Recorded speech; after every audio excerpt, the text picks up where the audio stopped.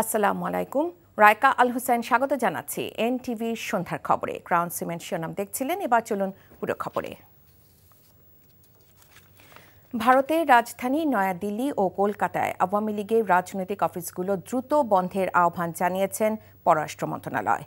আজ এক বিবৃতিতে দিল্লি প্রতি এই আহ্বান জানিয়েছে ঢাকা। কার্যক্রম নিষিদ্ধ রাজনৈতিক দলের নেতাকর্মীদের এ ধরনের কার্যকলাপ বাংলাদেশের জনগণ ও রাষ্ট্রের প্রতি স্পষ্ট অবমাননা বলে উল্লেখ করা হয় বিবৃতিতে। আরও জানাচ্ছেন হাসান মাহমুদ। গত বছরের 5 আগস্ট ছাত্র জনতার গণঅভ্যুত্থানের পর স্বৈরাচার শেখ হাসিনা দেশ ছেড়ে পালিয়ে গেলে অনেকটাই কোণঠাসা হয়ে পড়ে আওয়ামী লীগের দলীয় নেতাকর্মীরা এবং দলটির কার্যক্রম। দলের শীর্ষ নেতৃত্ব ছেড়ে প্রতিবেশী দেশ ভারতে আশ্রয় নেন শেখ হাসিনা সহ আওয়ামী লীগের সিনিয়র নেতারা। দেশে কার্যত বন্ধ হয়ে যায় আওয়ামী লীগের কর্মকাণ্ড। ছাত্র জনতার আন্দোলনের পরিপ্রেক্ষিতে পরবর্তীতে সরকারের পক্ষ থেকে আওয়ামী লীগের কার্যক্রমকে স্থগিত ঘোষণা করা হয়। প্রতিবেশী দেশে আওয়ামী লীগের কর্মকাণ্ড নিয়ে সম্প্রতি বিবিসি এক চাঞ্চল্যকর সংবাদ প্রকাশের পর বিভিন্ন গণমাধ্যমও সে বিষয়ে সংবাদ প্রকাশ করে। প্রতিবেদনগুলোতে বলা হয়, কলকাতার কাছাকাছি এক উপনগরীতে দেখা মিলছে বাংলাদেশের প্রভাবশালী এক দলের শীর্ষ ও মধ্যসারির প্রতাপশালী নেতাদের, আর সেখানেই গড়ে উঠেছে আওয়ামী লীগের কার্যালয়। যদিও বাহ্যিকভাবে বোঝার উপায় নেই তার। জানা যায় ওই কার্যালয়টি ছিল একটি পুরনো বাণিজ্যিক দপ্তর। বিভিন্ন গণমাধ্যমে এসব সংবাদের পর এবার এ নিয়ে আনুষ্ঠানিকভাবে বিবৃতি দিল পররাষ্ট্র মন্ত্রণালয়। বিবৃতিতে বলা হয়, বাংলাদেশের স্বার্থবিরোধী যে কোনো রাজনৈতিক কর্মকাণ্ড ভারতের মাটিতে বৈধ বা অবৈধভাবে অবস্থানরত নিষিদ্ধ রাজনৈতিক দলের পলাতক নেতাকর্মীদের মাধ্যমে দলীয় কার্যালয় প্রতিষ্ঠা সহ অন্যান্য কার্যক্রম বাংলাদেশের জনগণ ও রাষ্ট্রের প্রতি স্পষ্ট অবমাননা। এ ধরনের ঘটনা বাংলাদেশ ভারতের সুসম্পর্ককে ক্ষতিগ্রস্ত করে এবং দেশের চলমান রাজনৈতিক রূপান্তরের উপর গুরুতর প্রভাব ফেলতে পারে। উত্তেজিত হতে পারে জনমত, যা দুদেশের সম্পর্ক জোরদারের প্রচেষ্টাকে বাধাগ্রস্ত করতে পারে। তাই এ ধরনের কার্যালয়গুলো বন্ধ করতে ভারত সরকারের প্রতি বিবৃতিতে আহ্বান জানায় পররাষ্ট্র মন্ত্রণালয়। Hasan Mahmud, NTV news, Dhaka. শেষ দিনে উৎসব মুখর পরিবেশে ঢাকা বিশ্ববিদ্যালয় কেন্দ্রীয় ছাত্র সংসদ ডাকসু ও হল সংসদে মনোনয়নপত্র জমা দিয়েছেন শিক্ষার্থীরা। এরই মধ্যে ছাত্রদল, ছাত্র শিবির, গণতান্ত্রিক ছাত্র সংসদ, বাম ছাত্র সংগঠন সমর্থিত ও স্বতন্ত্র শিক্ষার্থীদের 9টি প্যানেল মনোনয়নপত্র জমা দিয়েছে। সুষ্ঠু নির্বাচন আয়োজনের আশ্বাস দিয়েছে বিশ্ববিদ্যালয় প্রশাসন। নূর হোসেনের রিপোর্ট। ঢাকা বিশ্ববিদ্যালয় কেন্দ্রীয় ছাত্র সংসদ ডাকসু ও হল সংসদ নির্বাচনের মনোনয়নপত্র জমা দেওয়ার শেষ দিনে উৎসবের আমেজ তৈরি হয় বিশ্ববিদ্যালয় ক্যাম্পাসে। দীর্ঘ অপেক্ষার পর ডাকসু 18টি হল সংসদে পূর্ণাঙ্গ প্যানেল ঘোষণা করে ছাত্রদল। ডাকসু সহসভাপতি হিসাবে ছাত্রদল মোহাম্মদ আবিদুল ইসলাম খানকে মনোনীত করেছে। ডাকসুর মধ্য দিয়ে গণতন্ত্রের পথকে সুসংহত করার কথা জানান ছাত্রদলের প্রার্থীরা। বিনিময় অপরাজয় বাংলার পাদদেশে দাঁড়িয়ে একটি গণতান্ত্রিক বাংলাদেশ বিনির্মাণের সূচনা শুরু হয়েছে। ঢাকা বিশ্ববিদ্যালয়ের সার্বিক পরিস্থিতি উন্নতির জন্য শিক্ষার্থীরা তাদের 5টি মৌলিক অধিকার যেন এই শিক্ষা জীবনে স্বাচ্ছন্দ্য উপভোগ করতে পারে, সেটি নিশ্চিত করব। বেশিরভাগ বিরোধী আন্দোলনে শিক্ষার্থীদের পাশে ছিল, শিক্ষার্থীদের অধিকার আদায়ের সংগ্রামে লিপ্ত ছিল, তাদেরকে শিক্ষার্থীরা ভোট দেবে। পরে কেন্দ্রীয় নেতাদের নিয়ে চিফ রিটার্নিং কর্মকর্তার কার্যালয়ে মনোনয়নপত্র জমা দেন ছাত্রদল সমর্থিত প্যানেলের প্রার্থীরা। এদিকে আনন্দমুখর পরিবেশে পূর্ণাঙ্গ প্যানেলে মনোনয়নপত্র জমা দিয়েছেন গণতান্ত্রিক ছাত্র সংসদ, ইসলামী ছাত্র আন্দোলন, বাম সংগঠনগুলোর একাধিক প্যানেল। ক্যাম্পাসের শিক্ষার্থীদের যে গণতান্ত্রিক আশা আকাঙ্ক্ষা, তাদের যে আবাসনের, শিক্ষার, স্বাস্থ্যের সংকট, তার বিরুদ্ধে যে লড়াই, সেই লড়াইয়ে আমাদের অগ্রণী ভূমিকা আমাদেরকে আগামী 9 সেপ্টেম্বর বিজয়ী করে তুলবে। এই ক্যাম্পাসে নতুন করে ছাত্রলীগের মতো কেউ ফিরে আসতে পারবে না। আমরা তাকে যে কোনো মূল্যে বাধা দেব। আমাদের এই কমিটমেন্ট পূর্বে যেমন ছিল, অতীতেও আমরা সেটা পালন করেছি। অভ্যুত্থান পরবর্তী সময়েও কেউ নতুন করে ছাত্রলীগ হয়ে উঠতে চাইলে আমরা তাদেরকে আবারও বাধা দিব।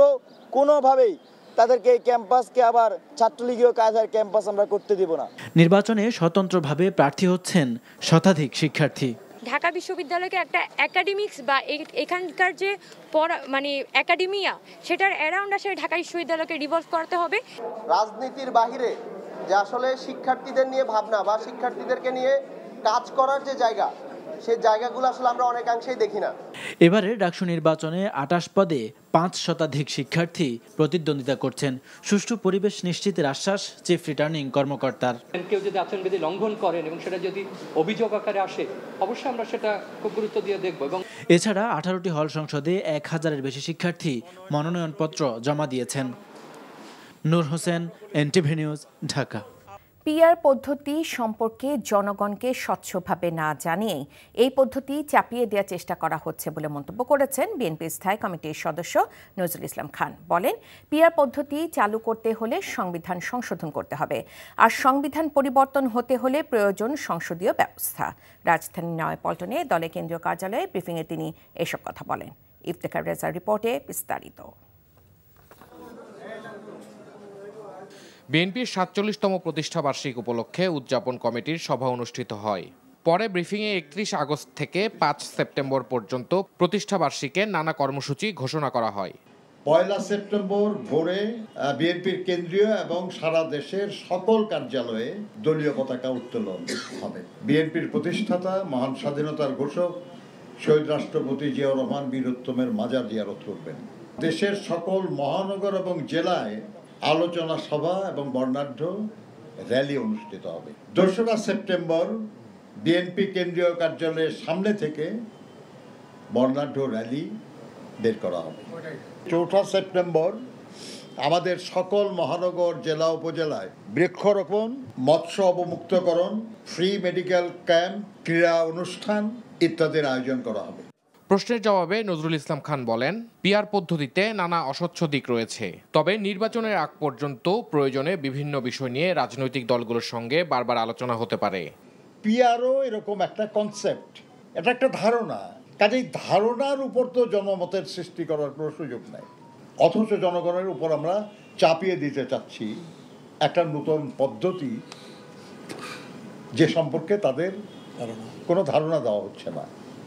বিএনপির সিনিয়র যুগ্ম মহাসচিব রুহুল কবির রিজভী বলেন, অবাধ সুষ্ঠু নির্বাচনের পরিবেশ এখনো সৃষ্টি হয়নি।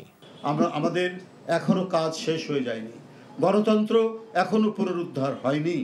দেশে গণতন্ত্র প্রতিষ্ঠায় আরও বিপদসংকুল পথ অতিক্রম করতে হবে বলেও মন্তব্য করেন তিনি। Iftekhar Reza, NTV news, Dhaka. রাজনৈতিক দলগুলোর ঐক্যমত না থাকায় জাতীয় নির্বাচনের আগে স্থানীয় সরকার নির্বাচন সম্ভব নয় বলে মন্তব্য করেছেন স্থানীয় সরকার উপদেষ্টা আসিফ মাহমুদ। বিকেলে রংপুর বেগম রোকেয়া বিশ্ববিদ্যালয়ের সামনে জুলাই বিপ্লবের প্রথম শহীদ আবু সাইদের স্মৃতিস্তম্ভে শ্রদ্ধা শেষে একথা বলেন তিনি। আসিফ মাহমুদ বলেন, জনগণের ভোগান্তি বিবেচনায় নির্বাচিত প্রতিনিধিদের প্রত্যাহার করা সম্ভব হয়নি। ফেব্রুয়ারিতে নির্বাচন আয়োজনে সরকারের প্রস্তুতি চলছে বলেও জানান তিনি। এর আগে রংপুর স্টেডিয়ামে জুলাই ৩৬ গোল্ড কাপ ফুটবল টুর্নামেন্টের সমাপনী অনুষ্ঠানে প্রধান অতিথির বক্তব্য দেন আসিফ মাহমুদ।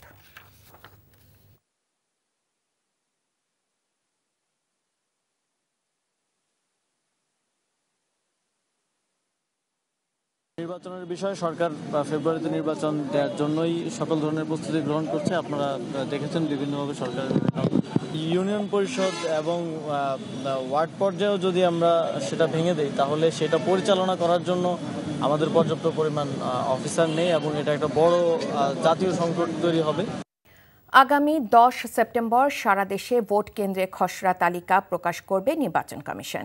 পরবর্তীতে ২০ অক্টোবর পর্যন্ত এ নিয়ে আপত্তি শুনানি ও নিষ্পত্তি হবে। আজ জেলা নির্বাচন কর্মকর্তাদের পাঠানো এক চিঠি থেকে এসব তথ্য দেওয়া হয়। জাতীয় সংসদ নির্বাচনের লক্ষ্যে ভোট কেন্দ্র স্থাপন ও ব্যবস্থাপনা নীতিমালা ২০২৫ অনুসারে গণপ্রতিনিধিত্ব আদেশ ১৯৭২ অনুযায়ী ভোট কেন্দ্রের তালিকা সংরক্ষণ ও চূড়ান্ত করার পর তফসিল ঘোষণার ২৫ দিন আগে গেজেট প্রকাশের বিধান রয়েছে।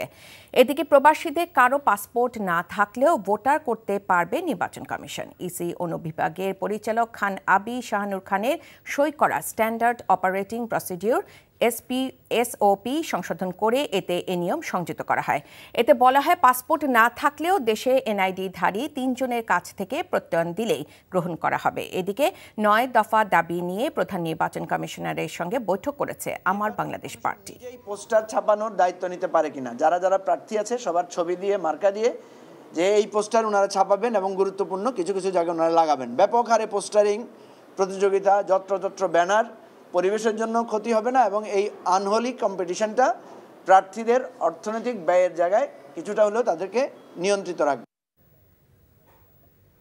নির্বাচনকে সুষ্ঠু ও নিরপেক্ষ করার জন্য সরকারের উচিত সকল রাজনৈতিক দলের সাথে আলোচনা করা, এমন মন্তব্য করেছেন জামায়াতে ইসলামীর নায়েবে আমির সৈয়দ আবদুল্লাহ মোহাম্মদ তাহের। রাজধানীর ইউনাইটেড হাসপাতালে বিএনপি মহাসচিব মির্জা ফখরুল ইসলাম আলমগীরের স্বাস্থ্যের খোঁজ খবর নিতে গিয়ে এমন মন্তব্য করেন তিনি।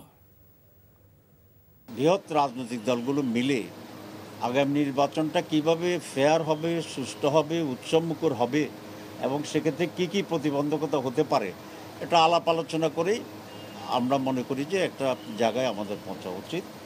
এবং সেক্ষেত্রে আমি এটা বিশ্বাস করি যে সকল মেজর স্টেকস এই ব্যাপারে একমত হবে এবং আমরা একটা খুব ভালো পরিবেশে নির্বাচন করতে পারব। রাজধানী উন্নয়ন কর্তৃপক্ষ রাজুককে দুর্নীতিমুক্ত করা না গেলে কোনো প্রচেষ্টাতেই ঢাকাকে বাসযোগ্য নগরী হিসেবে গড়ে তোলা সম্ভব হবে না। সকালে রাজধানী সিডাপে সেন্টার ফর গভর্নেন্স স্টাডিজ আয়োজিত আলোচনা সভায় একথা বলেন বক্তারা। তারা জানান, ঢাকায় এলাকা ভেদে ভবন নির্মাণের নীতিমালা থাকলেও তা কোথাও মানা হচ্ছে না। রাজুক কর্মকর্তাদের ঘুষ দিলেই তৈরি করা যাচ্ছে ইচ্ছে মতো দালান। বক্তারা জানান, ঢাকার পরিস্থিতি এখন এমন পর্যায়ে গেছে যে একে সিঙ্গাপুরের মতো পরিকল্পিতভাবে গড়ে তুলতে হবে। সুষ্ঠু নাগরিক সেবা নিশ্চিত করতে হবে। এমন বাস্তবতায় দেশের উপজেলা শহরগুলো প্রশাসনকে শক্তিশালী করার মাধ্যমে ঢাকার ওপর নির্ভরতা কমানোর আহ্বান জানান তারা।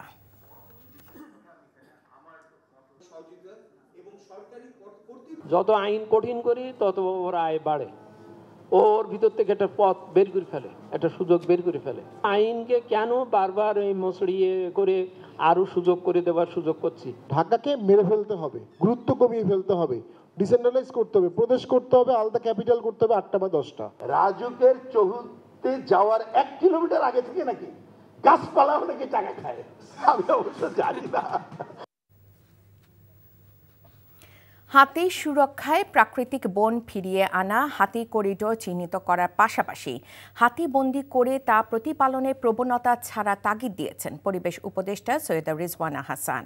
রাজধানী আগারগাঁওয়ে বিশ্ব হাতি দিবস উপলক্ষে বন অধিদপ্তর আয়োজিত অনুষ্ঠানে এমন নির্দেশনা দেন পরিবেশ উপদেষ্টা। এ সময় মানুষ ও হাতির মধ্যে সংঘর্ষ কমাতে জনগণকে সচেতন করা ও দায়িত্বশীল বিভাগ চালুর পরামর্শ দেন উপদেষ্টা। এছাড়া হাতি সংরক্ষণে হাতি করিডোর চিহ্নিত সহ প্রকৃত সংখ্যা ও ট্র্যাকিংয়ের কাজ করার জন্য বন অধিদপ্তরের প্রতি আহ্বান জানান। মানুষের সঙ্গে হাতির দ্বন্দ্ব বন্ধের ব্যাপারে জনসচেতনতামূলক উদ্যোগ গ্রহণের কথাও জানান রিজওয়ানা হাসান। তো বন বিভাগ কাদেরকে লাইসেন্স দিয়েছে, আমার মনে হয় তাদেরকে ডেকে এনে একটু বলে দেওয়া উচিত যে হাতি পেলে হাতিকে দিয়ে খেলা দেখিয়ে জীবিকা নির্বাহ বন্ধ করতে হবে। এইখানে ওয়াইল্ড লাইফ প্রোটেকশন অ্যাক্ট দিয়ে হবে না, এখানে অ্যানিমাল ওয়েলফেয়ার অ্যাক্ট লাগবে। আপনার যদি হাতিকে বাঁচাতে হয় আমাদেরকে যেরকম বন ফিরিয়ে আনতে হবে, তেমনিভাবে হাতি যেই কমিউনিটিতে থাকে ওই কমিউনিটির কাছে ম্যাসিভ অ্যাওয়ারনেস করতে হবে।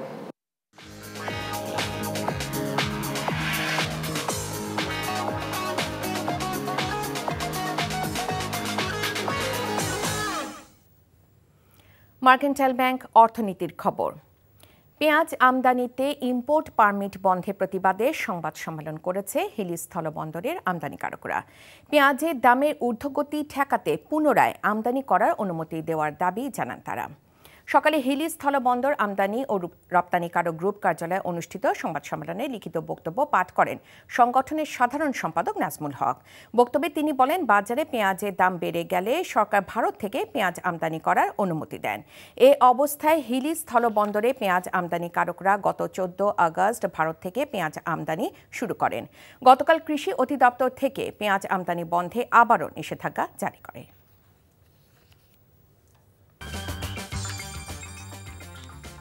এই ছিল সন্ধ্যার খবরে। এই খবরে ভিডিও সহ আপডেট জানতে ভিজিট করুন NTV অনলাইন www.ntvbd.com। এছাড়াও NTVর জনপ্রিয় সব অনুষ্ঠান ও খবরের আপডেট জানতে ভিজিট করুন আমাদের ইউটিউব ও ভেরিফাইড ফেসবুক পেজ। রাত 10:30 রাতের খবর দেখার আমন্ত্রণ জানিয়ে বিদায় নিচ্ছি। এতক্ষণ সাথে থাকার জন্য সবাইকে ধন্যবাদ।